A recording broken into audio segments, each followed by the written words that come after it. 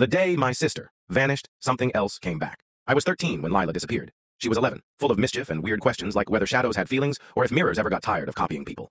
It happened in late October. The trees were almost bare, their skeletal limbs rattling in the breeze. We were in the field behind our grandparents' farm where the land dips into a forgotten grove of twisted, mossy trees, a place we were always told not to go. So, of course, we went. "Race you to the hollow tree!" Lila shouted, her boots already pounding through the leaves before I could respond. I chased after her, laughing, until I saw where she was heading. A dead tree stood in the middle of the grove, scorched black like it had been struck by lightning decades ago. Its trunk had split wide open, forming a gaping wound big enough to crawl into. "Lila, don't!" I yelled. Too late.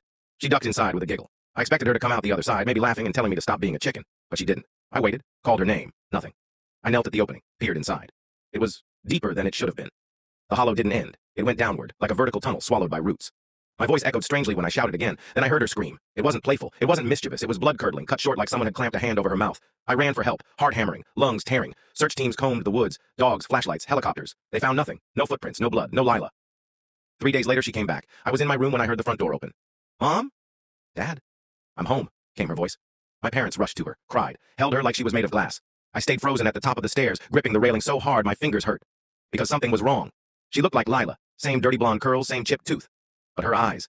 Lila had these warm, honey-brown eyes that lit up when she smiled. This thing's eyes were flat, still, like amber trapped in ice. She didn't remember where she'd been.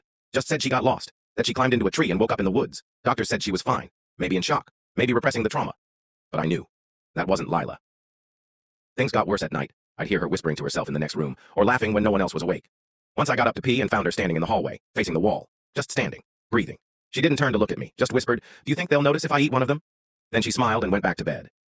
My parents didn't see it. They thought I was being mean, that I was lashing out because of the trauma. I begged them to listen, but they only got frustrated, put me in therapy, told me to stop being paranoid. I tried. God, I tried. Until the night I woke up to her sitting on my chest. Her face was inches from mine. Her breath smelled like soil, like something old and wet that had been buried too long.